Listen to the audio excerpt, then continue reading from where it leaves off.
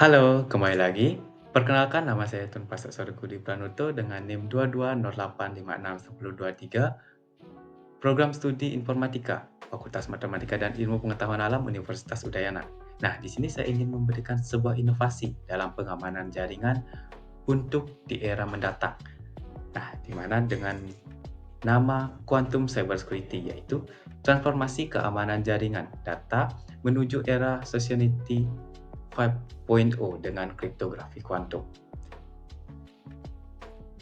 Nah, di sini ada pun referensi, yaitu saya menggunakan 3 jurnal internasional, 1 jurnal Indonesia, dan 2 website. Nah, terkait latar belakang, quantum computing merupakan ilmu komputer dalam bidang multidisiplin yang terbagi dalam berbagai aspek. Nah, quantum computing itu sendiri pertama kali dicetuskan pada tahun 1982 oleh Feynman, yang termuat dalam jurnal nasional yang berjudul Kajian Komputasi Algoritma Kuantum, Quantum Variational Equivalence untuk Simulasi Molekul H2 yang dibuat oleh Rahmat dan Nurwanto pada tahun 2020. Nah, selain itu, menurut Wibowo dalam Decoding Block, komputer kuantum dapat memecahkan masalah tertentu dengan lebih cepat daripada komputer klasik dengan memanfaatkan konsep mekanik kuantum seperti superposisi dan interferensi kuantum. Nah, adapun kelebihan dan kekurangan. Menurut Wibowo dalam Decoding Block-nya, ada beberapa kelebihan, yaitu pertama, perhitungan lebih cepat karena tanpa memerlukan algoritma yang terlalu kompleks, yaitu meningkatkan analisis data dalam machine learning, optimalisasi yang ditingkatkan, simulasi pemodelan lanjut, serta kriptografi dan keamanan yang ditingkatkan. Adapun kekurangan, menurut Azazelia dalam Web Teknologi ID, yaitu ada 3 kekurangan, yaitu tidak terbuka untuk umum, keamanan internet, dan sulit dibuat.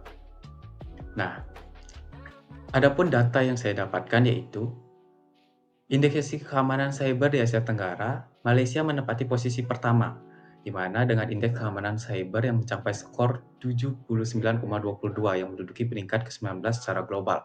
Nah, pada tabel yang kedua, ada daftar negara dengan jumlah kasus kebocoran.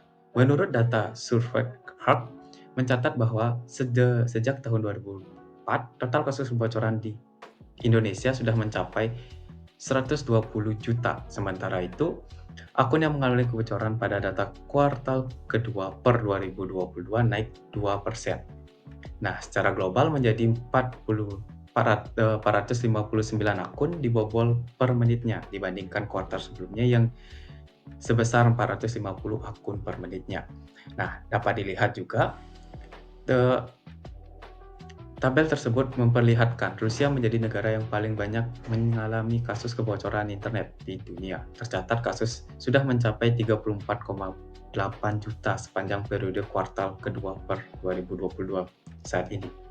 Nah, apa itu quantum cybersecurity? Quantum cybersecurity merujuk pada upaya untuk meningkatkan keamanan dengan menggunakan prinsip-prinsip mekanika kuantum seperti terkait pada kriptografi kuantum. Nah, sementara itu, apa itu cyber? Dalam konteks keamanan dan kriptografi umumnya mengacu pada algoritma dan metode yang digunakan untuk menyediakan dan mengenkripsi informasi agar tidak mudah dibaca oleh pihak-pihak yang tidak berwenang ataupun tidak bertanggung jawab. Nah, mengapa quantum cybersecurity? Nah, dilihat dari keamanan digital, keamanan cybersecurity memerlukan perlindungan yang kuat agar nantinya sistem komputer dan digital tidak mudah diretas. Hacker adalah orang yang memiliki kemampuan dan membobol. Hal ini dengan quantum cybersecurity diharapkan dapat meminimalisir hacker dapat membaca ataupun menghack sebuah sistem. Sandi yang aman dapat terjadi dan mudah untuk menyimpan sandi yang menyebabkan kita dipermudah.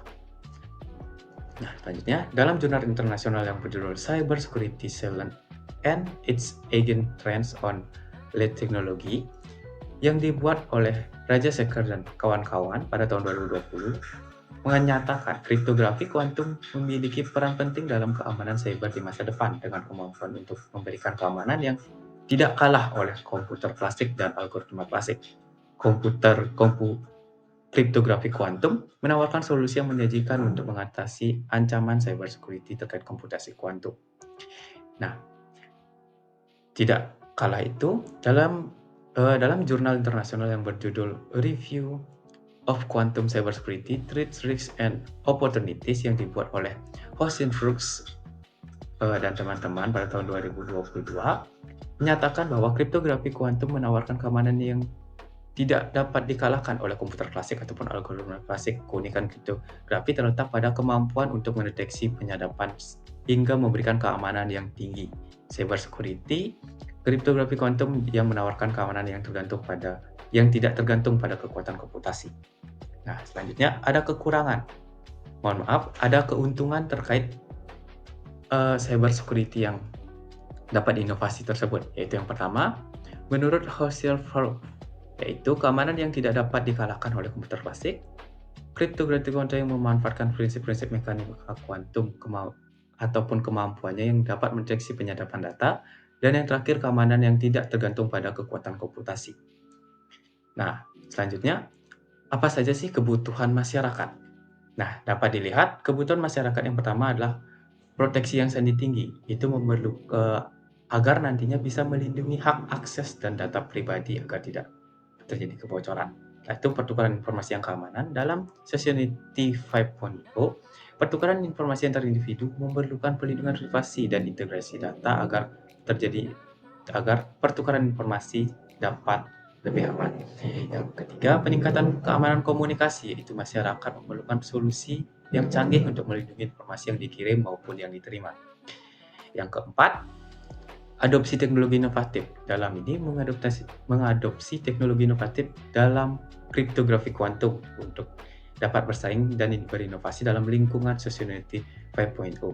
Yang kelima, peningkatan kesadaran keamanan, kebutuhan dan meningkatkan kesadaran masyarakat dalam cara-cara melindungi privasi mereka sendiri. Yang terakhir, pertumbuhan teknologi yang berkelanjutan, pemahaman menghadapi perubahan teknologi termasuk pengenalan kriptografi kuantum akan mendukung transisi ke Society 5.0. Nah, adapun hubungan dengan Sustainable Development Goals atau SDGs. Nah, pada poin ke-9 yaitu industri inovatif dan infrastruktur, kriptografi ataupun keamanan cyber ini masuk dalam kelompok 4 pilar, yaitu pembangunan dan ekonomi. Penerapan poin ke-9 dalam kelompok 4 dengan cara membangun infrastruktur yang maju dan tangguh diiringi dengan meningkatkan mutu industri mampu berkelanjutan serta mendorong terjadinya sebuah inovasi. Dengan ide keamanan cyber ini akan membantu dan diharapkan mendorong pembangunan ekonomi berkelanjutan dan menjadi solusi dalam membantu pengamanan sebuah data jaringan di masa depan. Nah, selanjutnya, dalam jurnal yang berjudul A Study of Cybersecurity Challenge and its Agent Trends on Latest Technology yang dibuat atau yang ditulis oleh Nikta Reddy dan Reddy pada tahun 2014, yaitu mengatakan keamanan cyber memainkan peran penting dalam industri teknologi informasi, terutama dalam menjaga privasi dan keamanan data.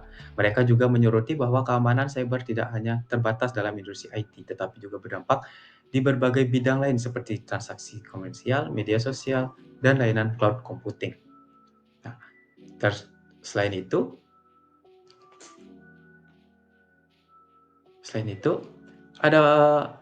adapun konsekuensi dari kegagalan atau jika terjadinya sebuah kegagalan cyber security menurut Nikta Reddy dan Reddy, kerugian data dan keuangan. Itu yang pertama, yang menjadi kejahatan cyber dapat berdampak dan dapat merusak sebuah perusahaan dan membocorkan sebuah data.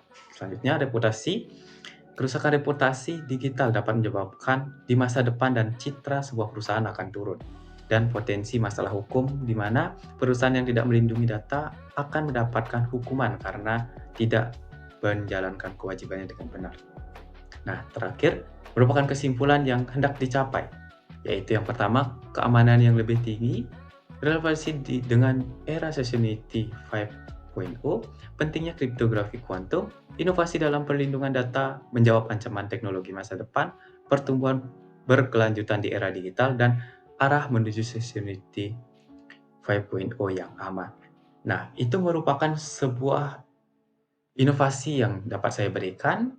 Sekian dari pemaparan materi. Jika ada pertanyaan ataupun hal yang ingin ditanyakan, bisa langsung di kolom komentar. Dan terkait Link jurnal akan saya kirim di deskripsi. Terima kasih.